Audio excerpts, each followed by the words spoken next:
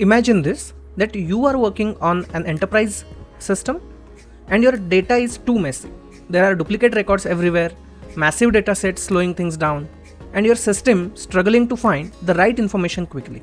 What if I told you that with just 4 simple stream operations, you could clean up the mess and optimize the performance effortlessly?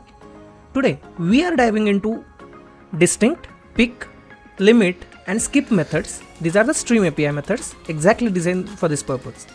First, we will start with a simple example for each method. Then, we will apply them in a real world project structure as well. If you have been following this stream API series, you already know that we are using a structured project with models such as employee, department, and address, along with a repository layer comprising employee repository and department repository. And there is a service layer consisting employee service and department service. Finally, there is an application layer which basically uses this service and gives call to the implementation methods, where we are implementing various stream methods. We have seen this exact structure in last 2 videos, and we are continuing with the same setup here. In our first video, we introduced streams and why they are powerful. In the next video, we explored 9 different ways to create streams. Next, we applied streams in a real-world project structure while learning about filter, map, and flat map intermediate operations. In our last video, we covered how to sort streams using sorted intermediate operation with comparable and comparator interfaces. So these all are very important videos in the Stream API video series, and if you haven't watched these parts, I highly recommend checking them out first to get full picture. As always, complete code is available on GitHub and the link is in description. So let's get started. Well, a quick note on code refactoring. To keep our project well structured, I have moved the model, repositories, and services packages into a new package called as domain. Additionally, I have created separate packages for all 5 parts of this series, part 1 to part 5, which will have a demo class with a main method and relevant demonstration code. This makes it easier to navigate and test each part separately. So this is a part 5, and I have a stream operations part 5 demo. This is a application class or a client code, you can say, and it is having main method. Duplicate data is a common issue. So first of all, we will see how we can remove duplicate data from our stream. So distinct is a method which allows you to remove duplicate data from your stream. It uses equals and hash code methods in order to identify the duplicates from stream, and it removes them. So distinct has no arguments as such. So what it will do, it will basically check elements of the stream, it will remove duplicates, and it will give a new stream having the unique elements.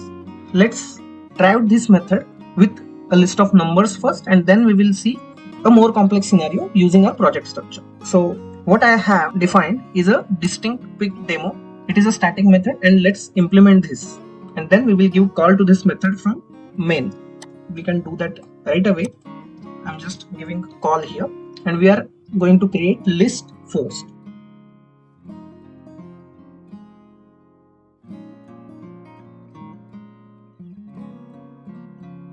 So if you observe in this example, 2 is duplicate and 7 is duplicate. I'm providing one more 2 here. So 2 occurs 3 times, 7 occurs 2 times. So the unique elements will be 2, 3, 4, 5, 7 and 8. So we know the drill how to open stream from a list. So numbers is a list. I'm opening a stream from it. Then we are just calling a distinct method. This is a intermediate operation. Okay, if you just see, this is a stateful intermediate operation which returns a stream consisting of distinct elements according to the equals method. Now I just want to print all the elements which are returned by this after this distinct call. So how I can do that is, I can call for each method, basically give reference to println method, and that's it. It will print all the elements which are distinct. So let's run this code and see. I'm running the code, and you can see that as expected, it returns 2, 3, 4, 5, 7 and 8. You can see there are no duplicate occurrences over here. Okay, so to just improve this code, what I can do is I can just collect it into a list and then I can just print this particular list.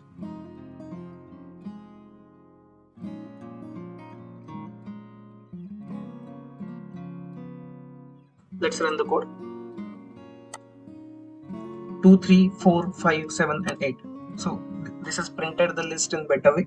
That's the reason I did not print each element. Instead I followed this approach. Okay, so we understood how distinct works, and we will shortly see it with our project structure as well. Before that, I'll also introduce you to a peek method. So why peek is used? You can see the comment here. It is for debugging purposes. So we will have to see how peek is basically used. So what I'm doing is numbers.stream, and here I can have a peek method. Okay, and let's go into the peek method and try to understand what it does. So you can see that it returns a stream consisting of elements of this stream, additionally performing the provided action on each element as elements are consumed from the resulting stream. That's the reason the consumer is given, that consumer action is performed on every element in the stream. What is consumer? Consumer is a function which takes one argument. So every element will be the argument to the consumer, and it will not return anything. So it is just an action performed on a particular element. So you are just consuming it. So that's what peek method does. So what I want to do is, on every element I just want to print it out. Say number such that system.out.println, and I can n equals, just n equal to n. Okay, now let's run the code and see what happens. So if you see, this is the original stream of these numbers having duplicates, and for every number this action is printed. What is the action? Just print that particular number is the action that we have defined, and it is printing every element before applying distinct method. So in a way, what we are doing, we are basically debugging what are the elements in particular stream, and even after distinct I can apply the same peek method and print the elements, right? So in a way we are debugging the stream or pipeline. In peek, before distinct, I can call it like this, and here what we can call it is after distinct, and we are printing n, right? So let's run the code again. So what has happened, for every operation you can see what happens is peek before distinct to after distinct, before after. But let's check for duplicate element. There is no action of after distinct is printed, right? Because these two words duplicate, so before it printed, but after it did not print.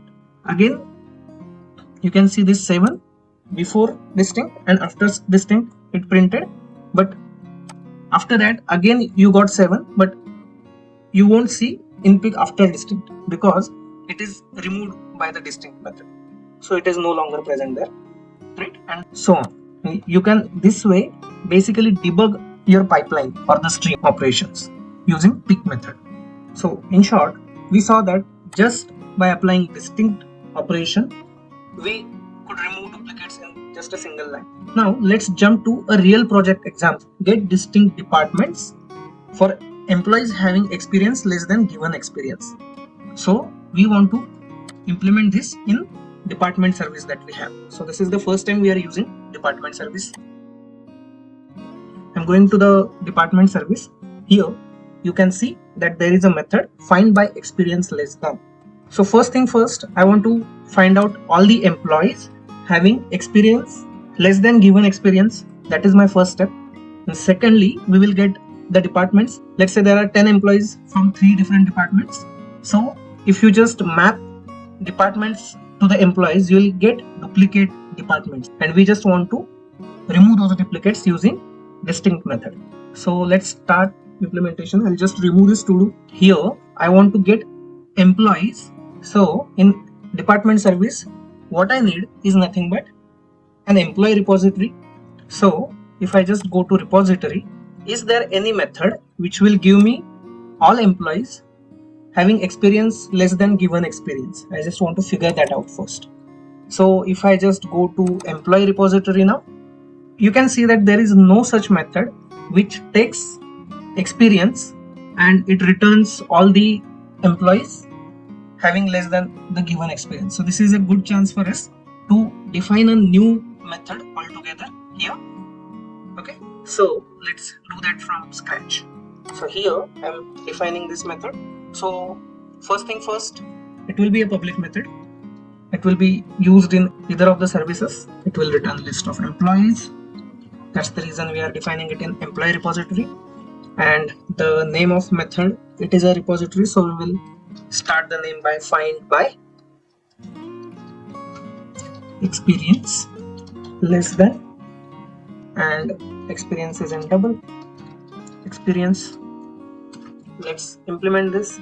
We will use a database proxy dot get employees. It will return me all the employees, and as we want to apply a condition, we will use method filter to filter the records. So it opened a stream and I'm applying a filter.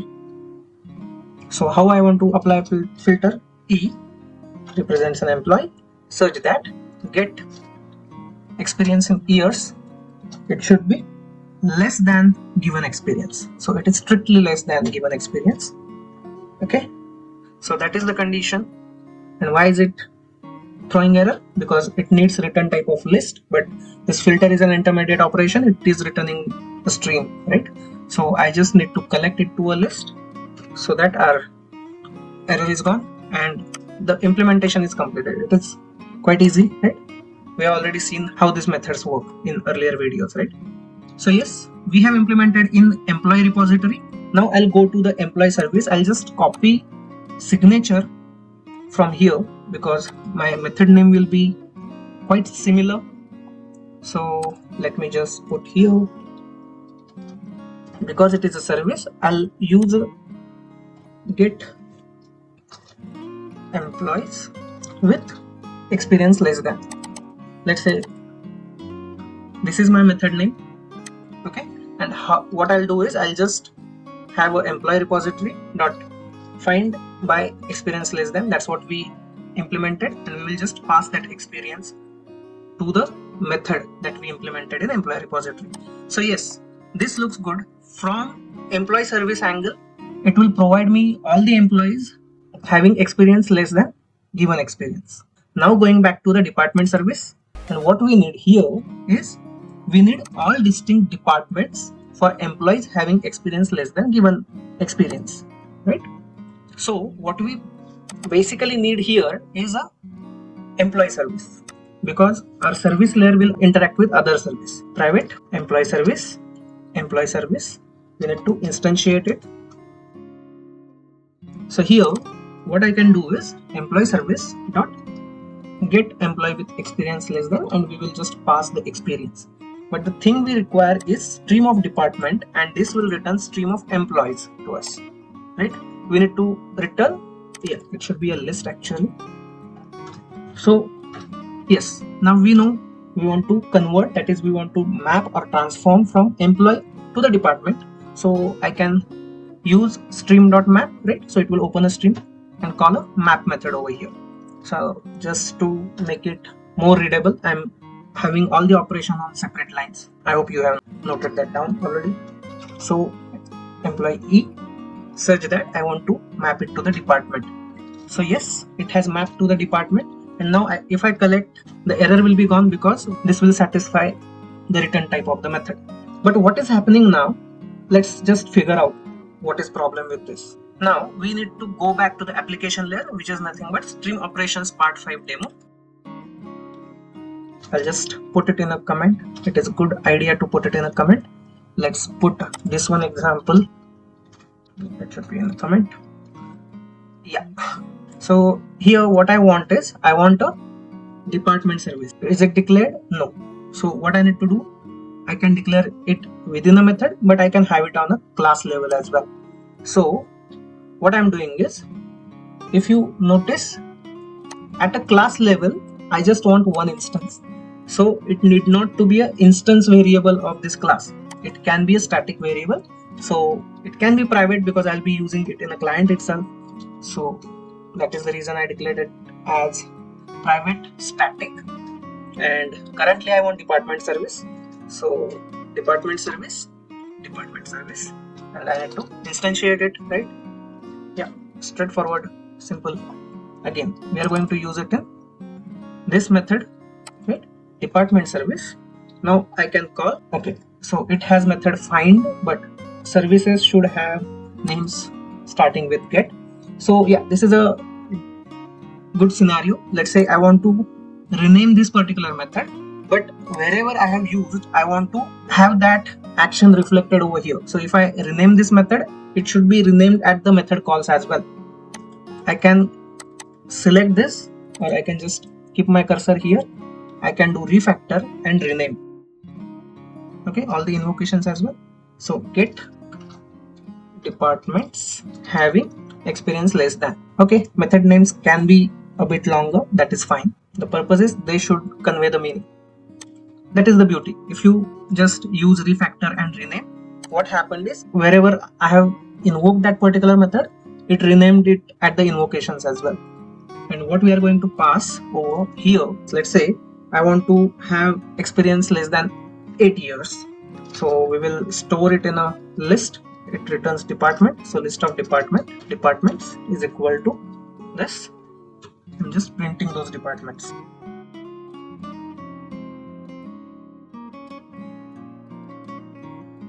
If you remember, our departments is having toString method. So let's just run this and see what happens.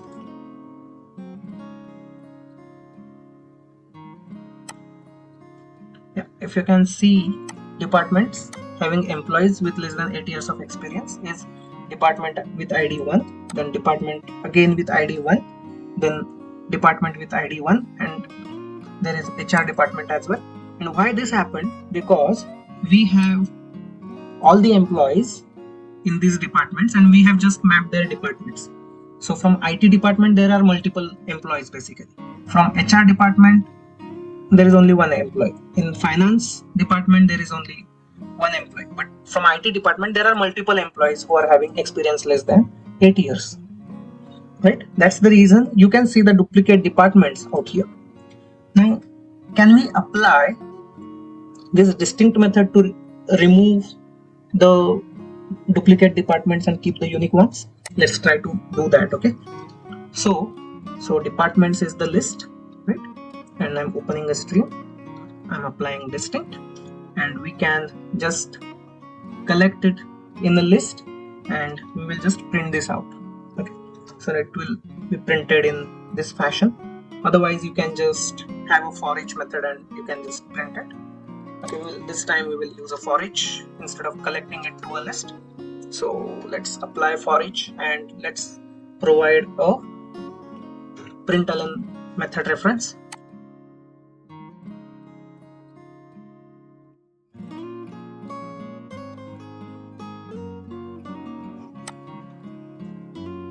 Bingo. And you can see that it returns this IT only once, right? There were like 5 or 6 times, but it returns only once, and it has successfully removed all the duplicates and it has returned the unique departments. So that's what we wanted, right? So this is how you can use distinct in a real world scenario. And now how we can apply pick here. So what I want to do, if you don't want to print it like this, I'll just comment this out. And what we can do is I will just see what all departments are there, right? So I'll call a pick method here. I need to provide a consumer. So I want to print every department. So I'll call it a D. And here I'll just print department before distinct. Okay, and it will basically print and plus D, so that department will be printed. The duplicate elements will not flow through this distinct, right? So here we can use pick method as well, because pick also has consumer as a argument, and you can notice that for each also has a consumer as an argument, right? So pick and for each does the same thing. The major difference is that pick is a intermediate operation, so it returns a stream, and for each is a terminal operation, so it does not return a stream, so you can't continue it further, right? And your whole stream gets executed after the terminal operation is executed. That is the difference. So I need not apply pick method over here because I'm already using for each and providing the consumer. So I'll just change the consumer. Okay, so the way I'm changing the consumer is like this. So after distinct, and this is my consumer. So what I'm doing is I'm calling a distinct method, so duplicates are removed, and whatever the unique elements are there, those unique elements, that is unique departments, will be printed over here. Fine, so let's run it. Yeah, so you can see that calling distinct on department, so this is from this line, where is it? Yeah, calling distinct from departments. So what it is doing, department before distinct, so this is the line. So we can clearly see here that there were multiple employees from IT department. Distinct removes all the duplicate departments because there are multiple departments. So if you carefully observe these statements, see, before distinct this one was passed, but after distinct, yeah, this time it accepted the IT department. Now IT department occurs one. So before distinct there is another IT department, employee from another IT department. So you don't have the after distinct statement for this because it is already there. So it filtered this out, it removed this duplicate. Again there is IT department, again there is IT department. So these three are the duplicates. So it didn't have this statement, right? That's what we can figure out. Now there is a different department, it is a HR department, right, with ID2. So it basically passes through the distinct, and now there is a HR department. Again the next employees from the IT department, so IT department is already considered, so distinct will remove this IT department entry.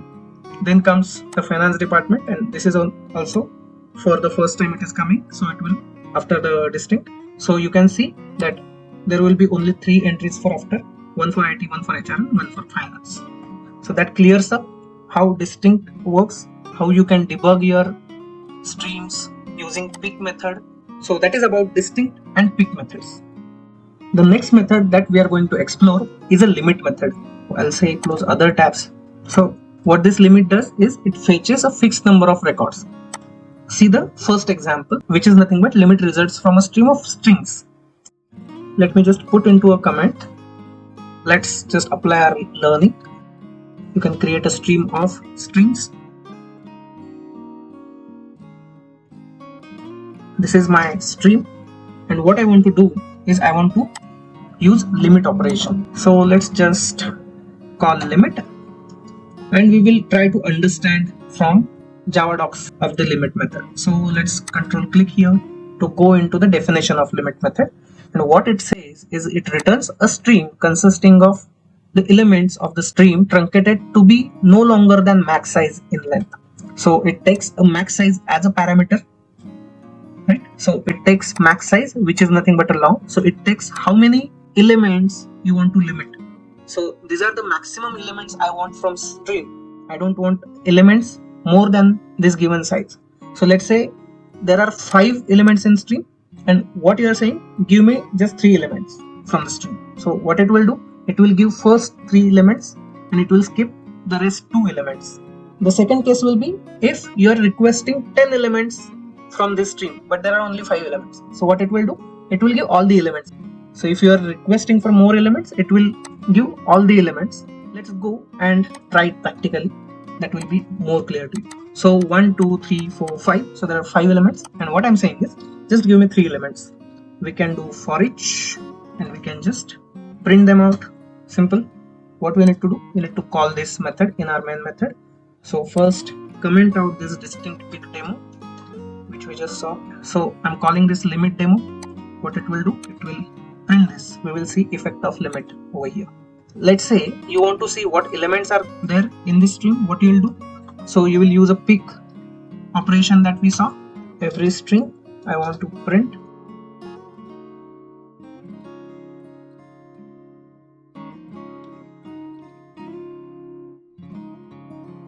Let's run this code and see. So limit demo, the first element is gone through the pick, second element is gone through the pick, third element is gone through the pick, and the limit, first element is printed, second element is printed, third element is printed, and you can observe that it didn't print rest of the elements. One question you should have here, and that is why this pick operation did not execute for 5 times, because after the limit of 3 it makes sense that for each executes for 3 times, but you might have expected that pick will execute for 5 times. The reason behind it is streams are lazily executed and limit is a short circuiting operation, so it stops further processing once the required number of elements is reached. That is the reason elements B and C never reach for each, because limit of 3 stops processing after element A. This is quite simple, we understood it. What will happen if I just copy the same, I request 10 for example. So there are only 5 elements in the stream, but I'm requesting 10 elements. What has to happen? Again, I'll just print something here, trying to get 10 elements. Here I'll say trying to get 3 elements. So let's just run this and see. So trying to get 10 elements.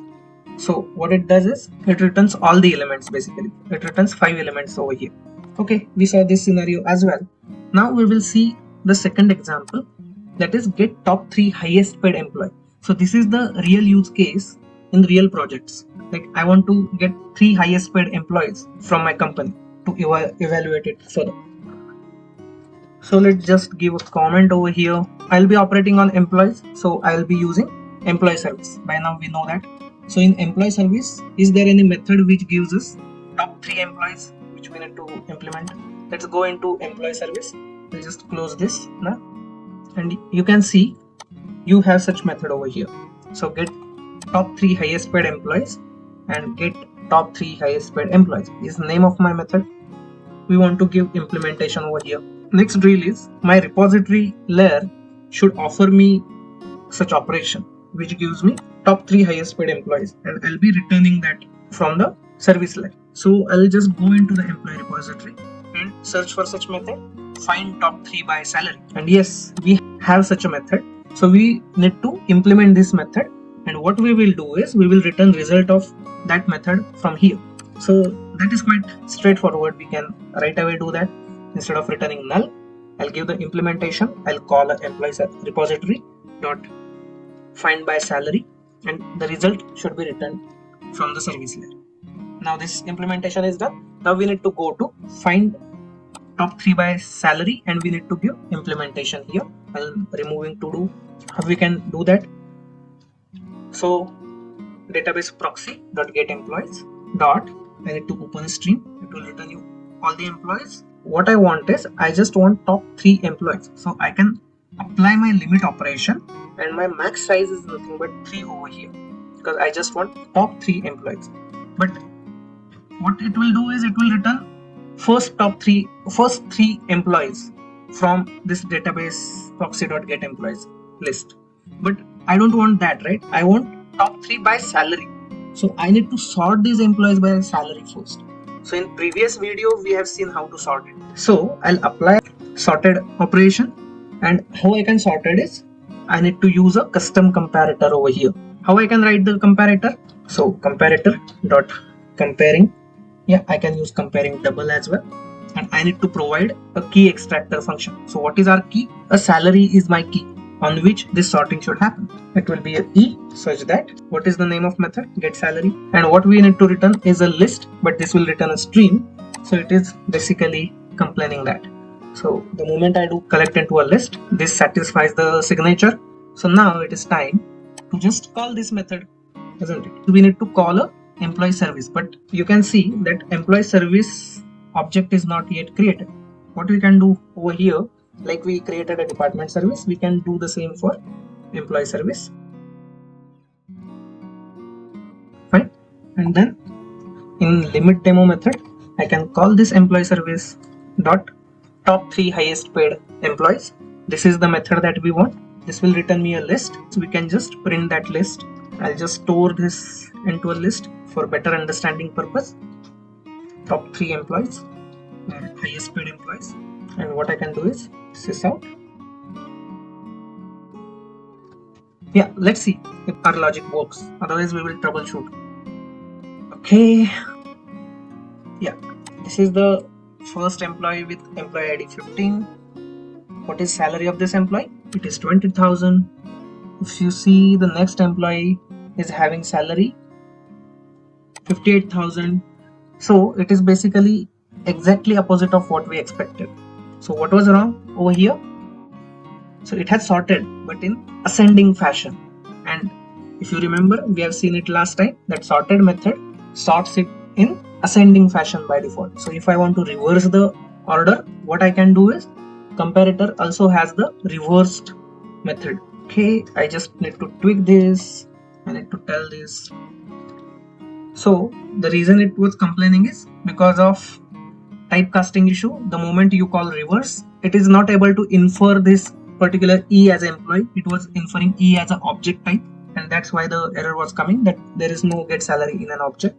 So I had to explicitly mention over here that it is of type employee, and then it started working. So reversed is a method which will basically sort in descending fashion. So now it should work. It should give the highest paid employee first, second highest second, and third highest third. Let's just run this code. We will go to the method first. Yeah, we can run the code, and it is of ID 11, and that guy is having salary of bingo 880k. The second one is having salary 150k. Third one is having salary 150k, and that sounds correct, right? So it has given us list of top 3 highest paid employees. So now you will understand use of all these methods. So we use sorted, we use limit, we use peak method in order to debug, and how these methods basically coordinate, and it helps you process the data effectively. So that's about limit demo. Next and the last method that we are going to see is nothing but skip method. What it does is it removes the first n elements from the stream. What limit does, it gives top n elements, and what skip does, it removes the first n elements from the stream. Okay, so we will see it by example. So let's apply skip method on stream of strings. This is my stream of strings, and what I want to do is I want to apply skip operation, and I'm skipping the 3 elements.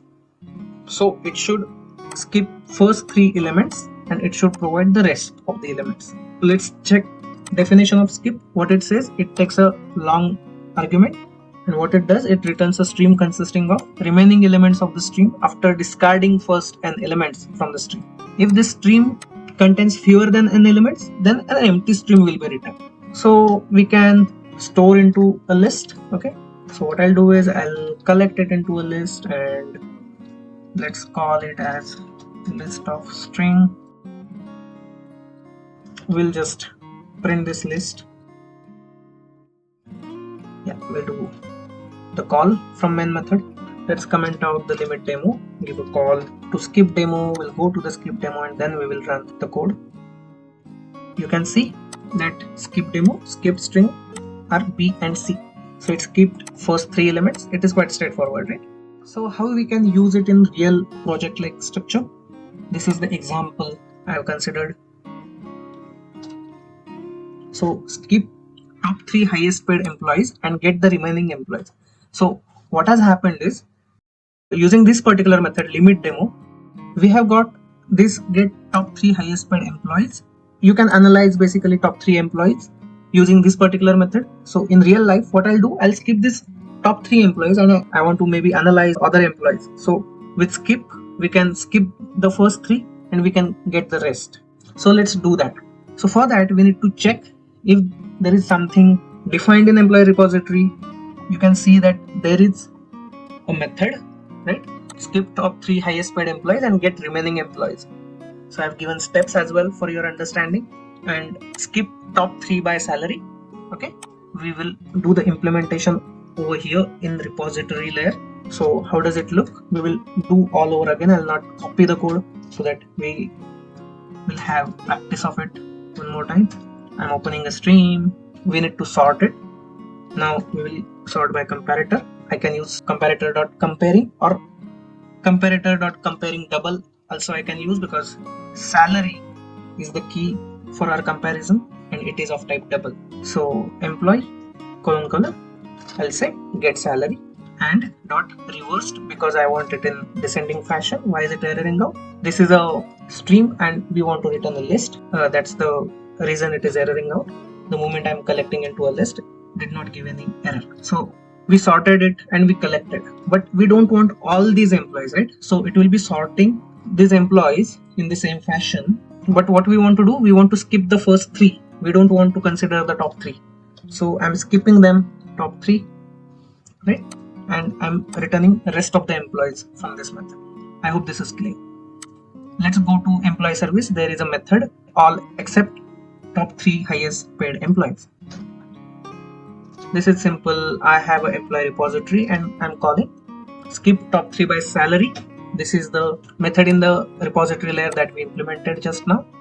We are calling it in a service layer, and we will call this particular method from our demo class. We can call our employee service dot get all except top three highest paid employees, and this should return us the list. And we can directly call for each and provide a consumer. So I can directly provide again method reference to println. I'll just give a get remaining employees and I'm printing all the employees. Let's run the code and see whether all other employees are get printed.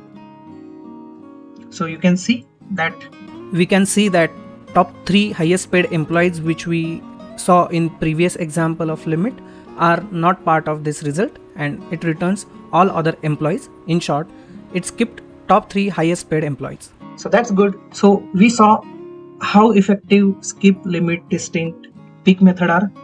There is one more use case that I would like to cover. I know the video size is getting lengthier, but I think knowing this will help you out in using streams very much effectively. So please stay connected. So the scenario I have built over here is the company has already shortlisted top three highest paid employees. Now we want to fetch the next two highest paid employees for further evaluation. How we can develop it is, we are already getting all employees except top three highest paid employees, right? So let's go to a repository layer. We have find next top three employees. To make it little shorter, what I can do is I can copy all this, okay, till sorted. I'll copy because it will sort all the employees based on salary. I need not write this part of code again to save some time. Let me just add collect so that error is gone. And what we need to do is, now I want to skip top three employees. After the skip statement, I have all the employees skipping the first three. Now I want to further limit the result because we want just top two employees of remaining ones. So I'll apply limit and I just want top two one. And that's how you will basically implement this.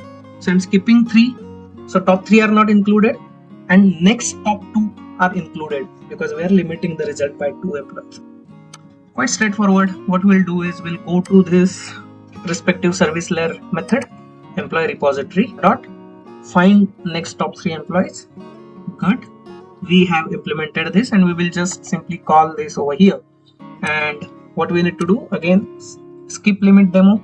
I'll just comment the skip demo and we will call this new method that we want to try. We want to call a service layer, right? Employee service dot get next top three employees, and I'll just call for each. I'll call method reference. We'll just run this. So you can see that next two employees, so result is only two employees. And what are their salaries? See, 140k and 118k, if you remember. Those were the salaries we saw in the previous method. In a nutshell, use pick method to debug stream pipelines. Use distinct method to remove duplicates, that is, to find unique elements from a stream. Distinct removes duplicates based on equals method. So if you are using custom class and using distinct method, make sure you implement equals and hash code methods for your custom class. Use limit method for fetching a fixed number of records from a stream. Finally, use skip method when you want to remove first n elements from the stream. Note that distinct, limit and skip methods are very useful for data processing. So that's all from this video. Do remember to drop your thoughts in comments. Which of these methods do you find most useful in real world projects? Next up, we will explore terminal operations like for each ordered, count, min, max, toArray, find first, find any match, all match, none match, reduce and collect. So much to come from the Stream API series yet. So stay tuned, like and share if this helped you. See you in the next one. Bye bye.